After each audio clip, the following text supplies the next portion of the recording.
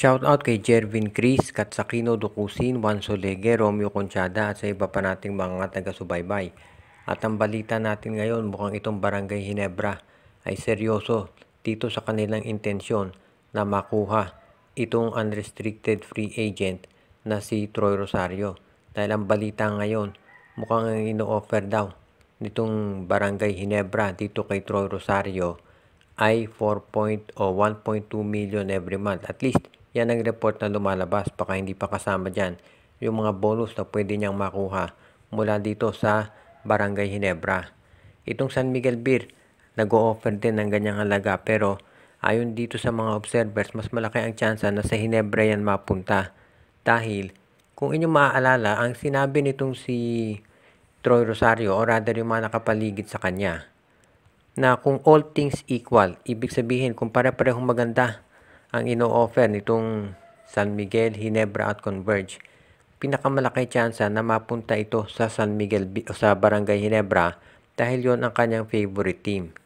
So, ibig nito sabihin, itong SMC obviously dahil sister teams itong San Miguel at Ginebra, kung ang magkano i-offer ng Ginebra dyan, ganun din may i-offer ng San Miguel.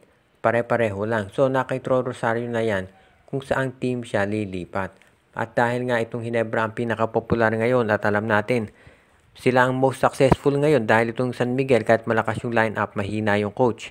So, kung ikaw si Troy Rosario, bakit hindi ka naman lumipat dito sa Barangay Ginebra?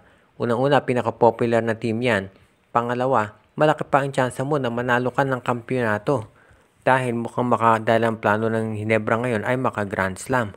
So, kung ikaw si Troy Rosario, bakit ka lilipat sa isang team na nag-i-struggle katulad ng SMB? Siyempre sa bandang huli, si Troy Rosario lang ang makapagsasabi kung saan team siya lilipat.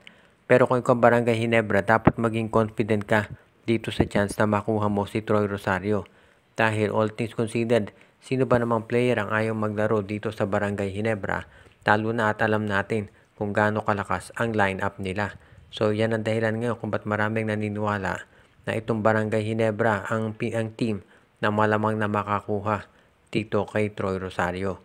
Kung sakasakali nga na makuha nila itong si Troy Rosario, sa tingin ko magiging maganda tsansa ditong Barangay Ginebra talaga na matupad yung pangarap nila na maka-Grand Slam.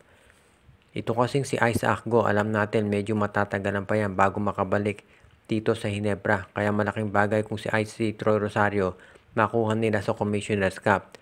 Dahil bukod sa wala si Isaac Go, unlimited height ng import sa Commissioner's Cup. So mahihirapan talaga itong Ginebra lalo na at si Justin Brownlee yung kanilang magiging import. So sa ngayon kung nandiyan si Troy Rosario, mababawasan yung problema nila pagdating dito sa mga big men. Kaya yan ang aabangan natin dito.